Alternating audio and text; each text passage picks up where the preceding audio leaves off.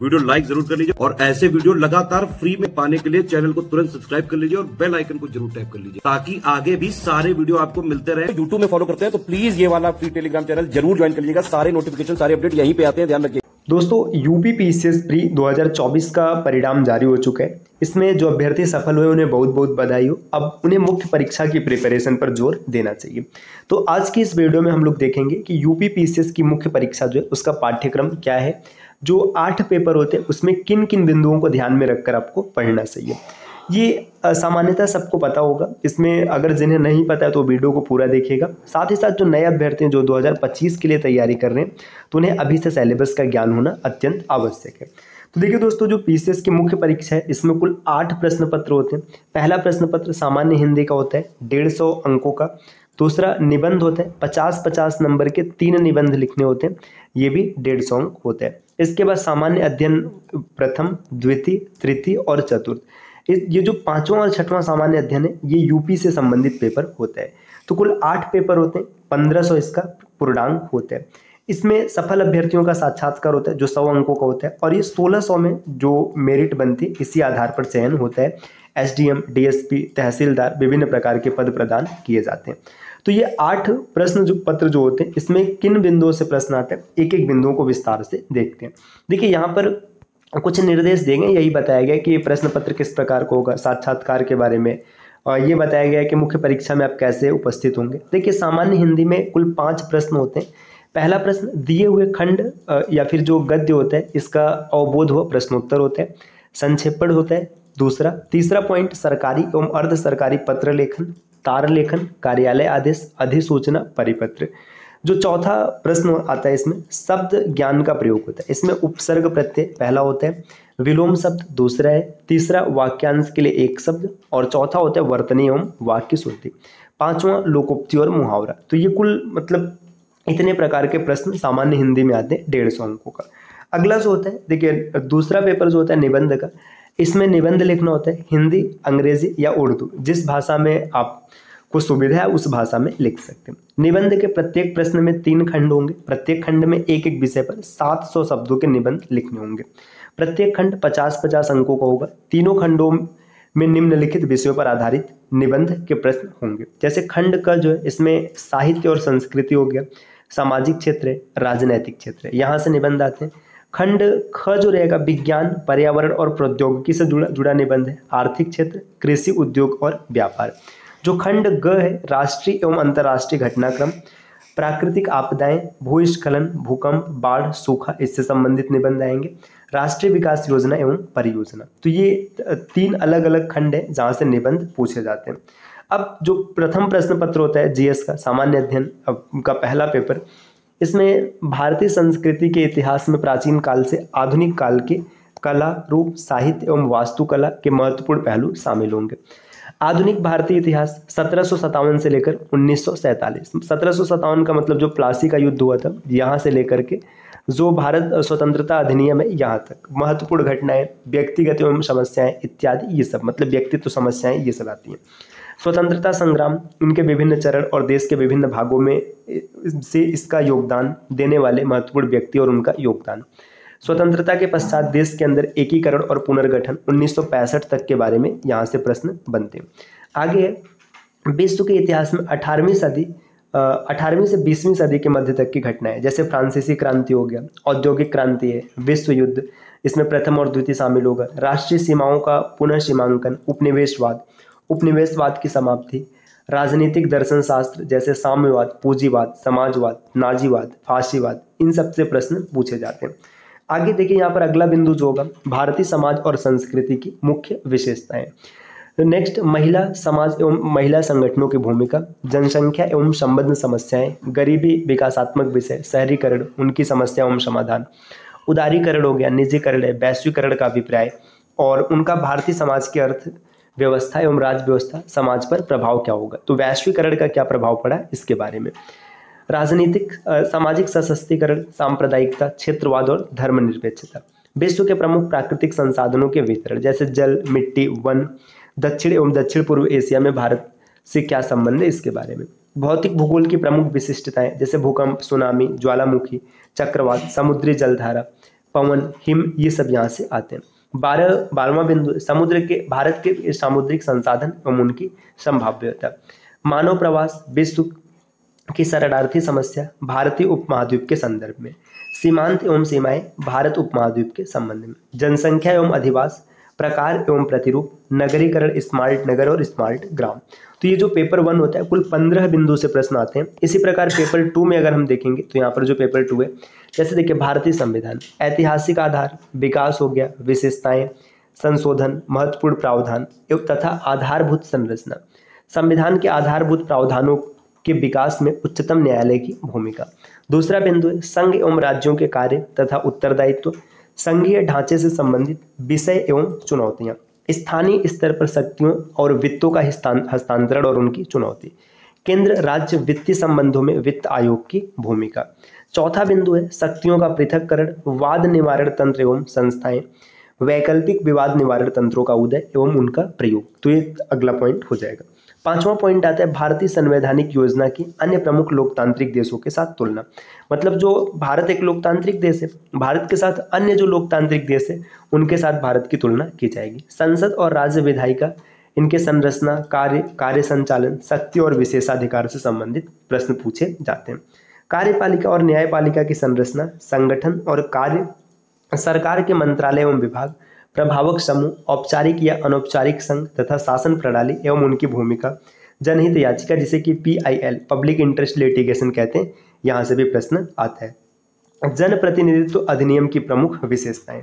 इसी प्रकार दोस्तों और आगे बढ़ेंगे तो देखिए जो 9वां बिंदु है यहाँ पर विभिन्न संवैधानिक पदों पर नियुक्ति, शक्ति, उनके कार्य और उनके उत्तरदायित्व। संवैधानिक, विनियामक एवं विभिन्न अर्ध न्यायिक निकाय, नीति आयोग समेत उनकी विशेषताएं एवं कार्यभाग, इन सबसे जुड़े प्रश्न आते हैं। सरकारी नीतियों और विभिन्न क्षेत्रों में विकास के लिए हस्तक्षेप, उनके अभिकल्पन एवं कार्यान्वयन के मुद्दे एवं सूचना संचार प्रौद्योगिकी है ना, ICT, यहाँ से भी प्रश्न बनेंगे। 12वां बिंदु इसमें विकास प्रक्रियाएं, जिसमें गैर सरकारी संगठनों की भूमिका क्या है, स्वयं सहायता समूह, विभिन्न समूह एवं संघ अभिदाता, सहायतार्थ संस्थाएं, संस्थागत एवं अन्य अंशधारक, इससे प्रश्न बनते हैं। 13वां बिंदु है केंद्र एवं राज्यों द्वारा जनसंख्या के अति संवेदनशील वर्गों के लिए कल्याणकारी योजनाएं। जो अति संवेदनशील वर्ग है उनके लिए कल्याणकारी योजना क्या होगी और इन योजनाओं का कार्य निष्पादन, इन अति संवेदनशील वर्गों की रक्षा एवं बेहतरी के लिए गठित तंत्र, विधि, संस्थान, निकाय इत्यादि। स्वास्थ्य, शिक्षा, मानव संसाधनों से संबंधित सामाजिक क्षेत्र, सेवाओं के विकास एवं प्रबंधन समिति के विषय में। 15वां बिंदु है गरीबी और भूख से संबंधित विषय एवं राजनैतिक व्यवस्था के लिए इनका निहितार्थ होता है। देखिए जो 16वां बिंदु है शासन व्यवस्था, पारदर्शिता एवं जवाबदेही के महत्वपूर्ण पक्ष जैसे ई-गवर्नेंस, अनुप्रयोग, मॉडल, इनकी सफलता, ये सब। 17वां बिंदु है लोकतंत्र में उभरती एवं प्रवृत्तियों के संदर्भ में सिविल सेवाओं की भूमिका क्या है। भारत एवं अपने पड़ोसी देशों के साथ उनके संबंध कैसे, द्विपक्षीय, क्षेत्रीय और वैश्विक समूह और भारत से संबंधित या फिर भारत के हितों को प्रभावित करने वाले करार। 20 नंबर का बिंदु होगा भारत के हितों एवं अप्रवासी भारतीयों पर विकसित एवं विकासशील देशों की नीतियों तथा राजनीति का प्रभाव। 21 नंबर का प्रश्न होगा मतलब जो 21वां बिंदु है महत्वपूर्ण अंतर्राष्ट्रीय संस्थान, संस्थाएं और मंच, उनकी संरचना, अधिदेश एवं उनका कार्य भाग। क्षेत्रीय, राष्ट्रीय और अंतर्राष्ट्रीय महत्व के सामयिक घटनाक्रम। तो ये पेपर 2 होता है। इसी प्रकार पेपर 3 अगर हम देखेंगे तो पेपर 3 के महत्वपूर्ण बिंदु है भारत में आर्थिक नियोजन, उद्देश्य एवं उपलब्धियां, इसके बाद आयोग की भूमिका, सतत विकास के लक्ष्य, जो SDG है सस्टेनेबल डेवलपमेंट गोल, इसमें मतलब क्या उपलब्धियां, क्या लक्ष्य, ये सब चीज़। गरीबी के मुद्दे, बेरोजगारी, सामाजिक न्याय, समावेशी विकास, सरकार के बजट के अवयव एवं वित्तीय प्रणाली, प्रमुख फसलें, विभिन्न प्रकार की सिंचाई विधि एवं सिंचाई प्रणाली, कृषि उत्पाद का भंडारण, ढुलाई एवं विपणनों, किसानों की सहायता हेतु ई-तकनीकी, अप्रत्यक्ष एवं प्रत्यक्ष कृषि अनुदान एवं न्यूनतम समर्थन मूल्य से जुड़े मुद्दे, सार्वजनिक वितरण प्रणाली, उद्देश्य, इनका क्रियान्वयन कैसा है, परिसीमा क्या है, सुदृढ़ीकरण, खाद्य सुरक्षा एवं बफर भंडार, कृषि में तकनीकी अभियान, ये सब। प्रश्न संख्या मतलब इसमें जो पॉइंट 6वां होता है भारत में खाद्य प्रसंस्करण संबंधित उद्योग, कार्यक्षेत्र, महत्व, स्थान निर्धारण, ऊर्ध्व एवं अधो प्रवाह आवश्यकताएं, आपूर्ति श्रृंखला प्रबंधन। भारत में स्वतंत्रता के पश्चात भूमि सुधार किस प्रकार से हुआ है, ये 7वां बिंदु होता है। 8वां बिंदु जो बनेगा, भारत में वैश्वीकरण तथा उदारीकरण के प्रभाव, औद्योगिक नीति में परिवर्तन एवं उनके औद्योगिक विकास पर प्रभाव। आधारभूत संरचना जैसे ऊर्जा, बंदरगाह, सड़क, विमानपत्तन, रेलवे, इन सब के बारे में अगला बिंदु रहेगा। 10वां बिंदु है विज्ञान एवं प्रौद्योगिकी, विकास एवं राष्ट्रीय सुरक्षा में भारत की विज्ञान और प्रौद्योगिकी नीति की दैनिक जीवन में अनुप्रयोग क्या है, ये चीज। 11वां बिंदु जो होता है इसमें आता है विज्ञान और प्रौद्योगिकी में भारतीयों की उपलब्धियां, प्रौद्योगिकी का स्वदेशीकरण, नवीन प्रौद्योगिकी का विकास, प्रौद्योगिकी का हस्तांतरण, द्विअनुप्रयोगी एवं तकनीकी उपयोगी प्रौद्योगिकियां। जो 12 नंबर का बिंदु है सूचना एवं संचार प्रौद्योगिकी, अंतरिक्ष प्रौद्योगिकी, कंप्यूटर, ऊर्जा स्रोत, नैनो प्रौद्योगिकी, सूक्ष्म जीव विज्ञान, जैव प्रौद्योगिकी क्षेत्र में भारत की जागरूकता क्या है, बौद्धिक संपदा अधिकारों में डिजिटल अधिकारों से संबंधित मुद्दे। जो 14 नंबर का बिंदु है या फिर 13 नंबर यहाँ पर है पर्यावरणीय सुरक्षा एवं पारिस्थितिक तंत्र, वन्य जीव संरक्षण, जैव विविधता, पर्यावरणीय प्रदूषण एवं क्षरण, पर्यावरणीय संघात आकलन। 14 नंबर का बिंदु आपदा, गैर पारंपरिक सुरक्षा एवं सुरक्षा की चुनौती के रूप में आपदा समन प्रबंधन। 15 नंबर का बिंदु है अंतर्राष्ट्रीय सुरक्षा की चुनौती, आणविक प्रसार के मुद्दे, अतिवाद के कारण तथा प्रसार, संचार तंत्र, मीडिया की भूमिका तथा सामाजिक नेटवर्किंग, साइबर सुरक्षा के आधार, मनी लॉन्ड्रिंग, मानव तस्करी, ये सब 15वें नंबर पर है। 16वें नंबर का बिंदु है भारत की आंतरिक सुरक्षा की चुनौतियां जैसे आतंकवाद, भ्रष्टाचार, बगावत, संगठित अपराध। 17 नंबर पर सुरक्षा बलों की भूमिका, प्रकार एवं शासनाधिकार, भारत का उच्च रक्षा संगठन। 18वां बिंदु है कृषि, बागवानी, वानिकी एवं पशुपालन के मुद्दे।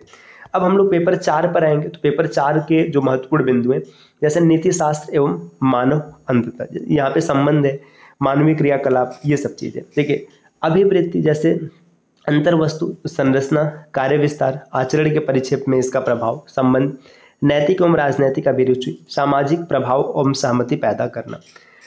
तीसरा बिंदु जो है सिविल सेवा के लिए अभिरुचि तथा बुनियादी मूल्य, सत्यनिष्ठा, निष्पक्षता, गैर तरफदारी, वास्तुनिष्ठता, सार्वजनिक सेवा के प्रति समर्पण भाव, कमजोर वर्गों के प्रति सहानुभूति, सहिष्णुता और करुणा। संवेगात्मक बुद्धि में अवधारणाएं तथा आयाम, प्रशासन और शासन व्यवस्था में उनकी उपयोगिता और प्रयोग, भारत तथा विश्व के नैतिक विचारकों एवं दार्शनिकों की योगदान। इसी प्रकार दोस्तों और आगे बढ़ेंगे। देखिए अगला पॉइंट है लोक प्रशासन में लोक, सिविल सेवा, मूल्य एवं नीति शास्त्र। तो यहाँ पर नीति शास्त्र से जुड़े प्रश्न बनेंगे। जैसे देखिए समस्याएं और स्थिति क्या है, सरकारी तथा निजी संस्थानों में नैतिक सरोकार और दुविधाएं, नैतिक मार्गदर्शन के स्रोतों के रूप में विधि, नियम, विनिमय, अंतरात्मा, जवाबदेही, नैतिक शासन व्यवस्था में नैतिक मूल्यों का सुदृढ़ीकरण, ये सब बिंदु होते हैं। 7वां बिंदु है शासन व्यवस्था में ईमानदारी। देखिए लोक सेवा की अवधारणा, शासन व्यवस्था, ईमानदारी का दार्शनिक आधार, सरकार में सूचना का आदान प्रदान, पारदर्शिता, सूचना का अधिकार, ये सब यहाँ पर होते हैं। और 8वां उपयुक्त विषयों पर मामला संबंधी अध्ययन मतलब केस स्टडी। इसके बाद जो पेपर 5 होता है ये मूल रूप से उत्तर प्रदेश से संबंधित है। तो यहाँ पर देखिए उत्तर प्रदेश का इतिहास, सभ्यता, संस्कृति, प्राचीन नगर, उत्तर प्रदेश की वास्तुकला, उसकी महत्ता, रख रखाव, संग्रहालय, अभिलेखागार, ये सब। तीसरा पॉइंट है भारत के स्वतंत्रता संग्राम मतलब 1857 के पहले और बाद में उत्तर प्रदेश का योगदान, उत्तर प्रदेश के सुविख्यात स्वतंत्रता सेनानी एवं व्यक्तित्व, उत्तर प्रदेश में ग्रामीण, शहरी, जनजातीय मुद्दे, इसमें सामाजिक संरचना जैसे त्यौहार हो गया, मेला है, संगीत, लोक नृत्य, भाषा, साहित्य, बोली, इन सबसे प्रश्न आएंगे। उत्तर प्रदेश की राज्य व्यवस्था मतलब शासन प्रणाली, राज्यपाल, मुख्यमंत्री, मंत्रिपरिषद, विधानसभा, विधान परिषद, केंद्र राज्य संबंध। उत्तर प्रदेश में लोक सेवाएं जैसे लोक सेवा आयोग, लेखा परीक्षा, महान्यायवादी, उच्च न्यायालय एवं उसका अधिकार क्षेत्र। उत्तर प्रदेश विशेष राज्य चयन मानदंड जैसे राजभाषा, संचित निधि, आकस्मिक निधि, राजनीतिक दल एवं राज्य निर्वाचन आयोग। 9वां बिंदु जो यहाँ पर है, 9वां बिंदु है उत्तर प्रदेश में स्थानीय स्वशासन जैसे शहरी एवं पंचायती राज, लोक नीति, अधिकार मुद्दे। उत्तर प्रदेश सुशासन शासन, भ्रष्टाचार निवारण, Lokayukta, citizen charter, e governance, सूचना का अधिकार, समाधान योजना। उत्तर प्रदेश में भूमि सुधार है। उत्तर प्रदेश में सुरक्षा के मुद्दे जैसे उग्रवाद हो गया, बाहरी और आंतरिक जो नेटवर्किंग साइट है इससे हो गया, साइबर सुरक्षा से हो गया, विभिन्न प्रकार का सुरक्षा बल और एजेंसी, सीमावर्ती सुरक्षा और उसकी चुनौतियां। इसके बाद उत्तर प्रदेश में कानून व्यवस्था किस प्रकार से, नागरिक सुरक्षा की बात है। उत्तर प्रदेश में शिक्षा प्रणाली, स्वास्थ्य प्रणाली, इसके बाद भारत के विकास में क्या योगदान है, समसामयिक घटनाएं मतलब जो करंट में चल रही है, जल शक्ति मिशन हो गया, गैर सरकारी संस्थाएं जो एनजीओज होती हैं उनका योगदान और क्या प्रभाव होता है, पर्यटन हो गया। तो विभिन्न प्रकार के प्रश्न यहाँ से बनेंगे। अब जो अंतिम पेपर है ये यहाँ पर देखिए, जो जीएस का 6वां पेपर है और पीसीएस मेंस का लास्ट पेपर। उत्तर प्रदेश का आर्थिक परिदृश्य मतलब अर्थव्यवस्था के आधार पर किस प्रकार से इसका विभाजन है। उत्तर प्रदेश में व्यापार, वाणिज्य, उद्योग, उत्तर प्रदेश सरकार की लोक कल्याणकारी योजनाएं, परियोजनाएं, नियोजित विकास, मानव संसाधन। उत्तर प्रदेश में निवेश जो मुद्दे हैं इसका प्रभाव है। लोक वित्त, राजकोषीय नीति संबंध मतलब अर्थ से जुड़ा है। उत्तर प्रदेश में नवीकरणीय ऊर्जा और गैर नवीकरणीय ऊर्जा संसाधनों का नियोजन और प्रबंधन। जनांकिकी, जनसंख्या और जनगणना। उत्तर प्रदेश में कृषि का व्यवसायीकरण एवं कृषि फसलों का उत्पादन। उत्तर प्रदेश में नवीन वानिकी नीति, इन सब पर प्रश्न बनेंगे। इसी प्रकार यहाँ पर देखिए, जैसे जो कृषि विविधता है, कृषि की समस्या हो गया, विकासीय सूचकांक है, इसका भौगोलिक संरचना हो गया, जलवायु, खनिज, अपवाह प्रणाली, वनस्पति, राष्ट्रीय उद्यान, वन्य जीव अभ्यारण्य, परिवहन तंत्र हो गया, औद्योगिक विकास, शक्ति संसाधन, प्रदूषण, पर्यावरण से जुड़ा मुद्दा, प्राकृतिक संसाधन जैसे जल, मृदा, वायु, इन सब से जुड़े प्रश्न, जलवायु परिवर्तन से जुड़े प्रश्न आते हैं। और अगर आप आगे बढ़ेंगे तो जैसे जो पारिस्थितिक तंत्र है उसके बारे में, विज्ञान, तकनीकी। उत्तर प्रदेश में विभिन्न प्रकार के कृषि क्षेत्र जैसे अंगूर, रेशम, फूल, बागवानी, यहाँ से प्रश्न आएंगे।